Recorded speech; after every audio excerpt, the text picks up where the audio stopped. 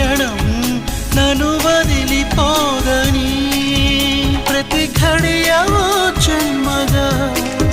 నే గడుపుతున్నానని ఈ మహిమ నీదేనని నీకైనా తెలుసాని నీకు చెప్పాలని ఒకే ఒక మాట మదిలోన దాగుంది మౌనంగా ఒకే ఒక మాట